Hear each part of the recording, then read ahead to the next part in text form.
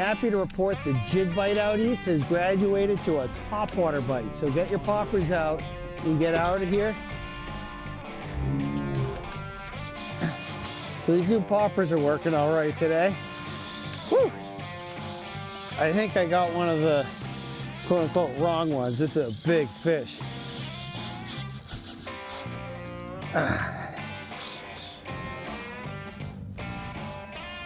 Now the great thing about fishing with poppers in calm water like this is you can call them in. The fish finder was stacked, good 20 or 30 feet in the water column, but we're in over 150 feet of water. As you can see behind me, it's nice and calm.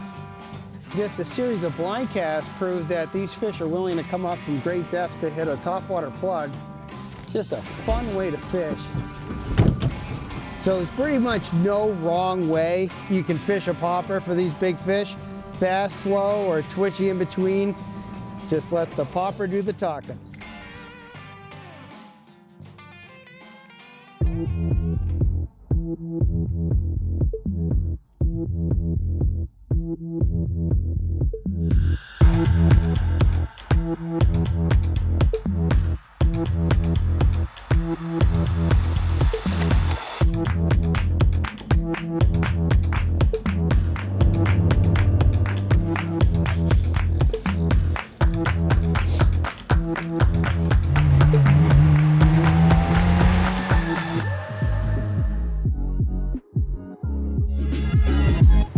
Wind's picking up a little, so the good news is it'll be easier to get them to eat. The hard news is it'll be harder to see them milling, but oh, right here. Oh, I got him. Double hookup, nice. Mine's faster than yours. Wow. Yep, that was definitely milling fish. Oh, that is awesome. Hey Jack, I'm gonna go over you and back here. I'll let you deal with that guy up here. Double header. That was perfect. Those fish milling all to ourselves. Just gonna turn the boat so we both have the same amount of fight to fish these. Dude, that was freaking awesome. So we're at the end game here. And the tuna's doing its death spiral thing. It's a little deep, so I'm gonna ask Jack to put lots of boots on this fish and just trust the gear. We took our time with our wind-on leaders, all our knots, all our connections, all our crimps, all our split rings. Everything's top shelf gear, so we're not worried about breaking it off.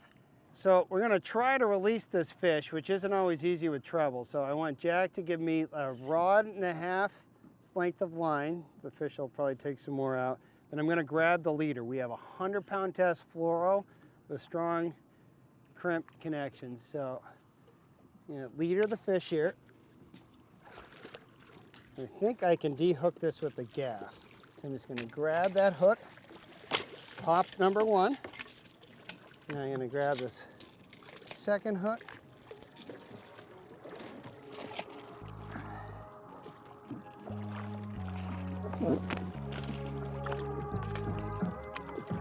Pop number two.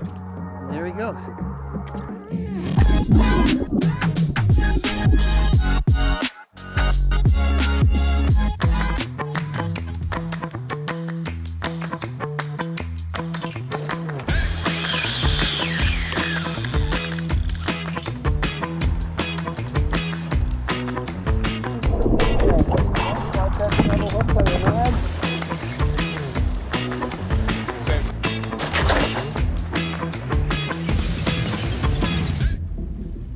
So they went down, we saw them on the side scan, and here we are, hooked up. It's like sight fishing, but without seeing them. So I have this fish on the downwind side, clearing the outboards.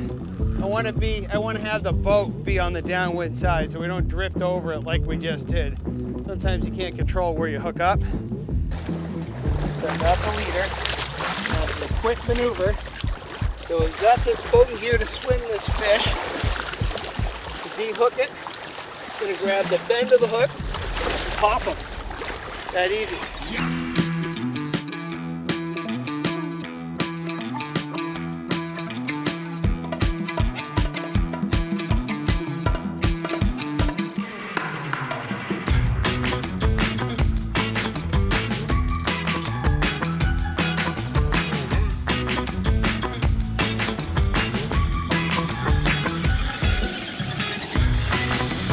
Got this fish straight up and down.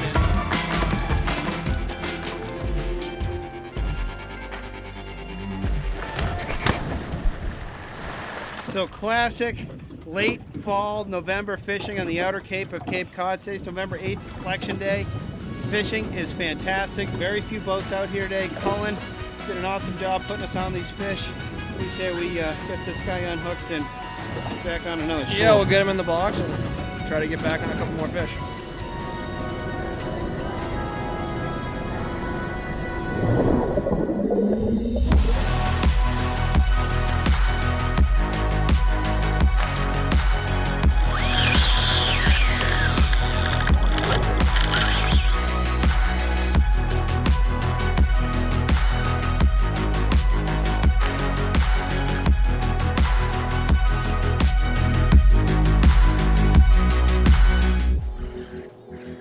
Yeah, got a tuna.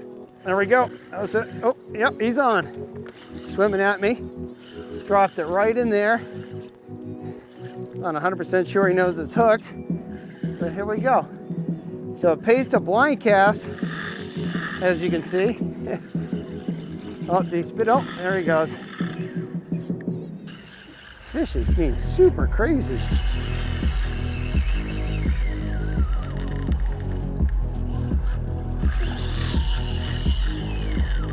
Wow, just took off. Decent fish.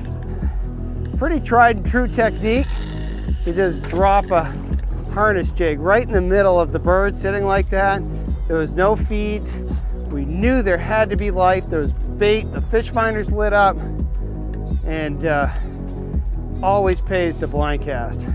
Okay, I'm gonna bring this fish over to Jack so he's got a headshot. Perfect. Right in the head. Is that strong enough to lift in? Yeah, gotta bring him in. They're always heavier than they look. There we go. Nice headshot, Jack. This is Jack's third tuna he's ever gaffed. He's 3 for 3 with a perfect placement in the head. Now you'll see where the gaff mark is right here. Jack gaffed it right in the head, and that's gonna protect all this beautiful meat inside the fish. Well, that was easy. Got this perfect eating size fish. Gonna de-hook them, take care of the fish, and get them on ice.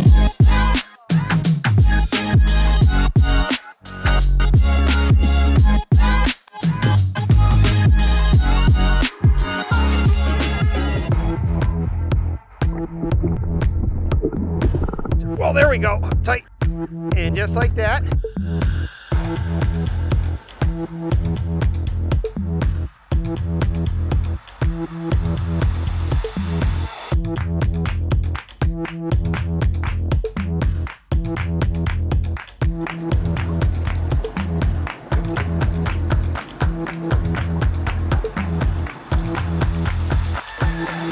Oh, fuck. Holy cow, folks. We got 3 on, trying to get 4 just because. We're gonna call it with 3. Yeah, we had 4 hits, 3 fish. So what happened there was we went through like a group of birds sitting. And one thing I've noticed, when you go through birds that are sitting and they don't get out of your way that easily, we call it that, the FU factor. They get a little indignant with you going through them. That means they're really focused on something. I saw that, I surged the boat, boom, boom, boom. And the reason why I surged the boat was to trigger that FOMO reaction strike. And here we are. So I'm fighting a fish and running the boat. We got Dante on the camera, Jack on the GoPro / gaff. And it looks like Jeff's is gonna be in first.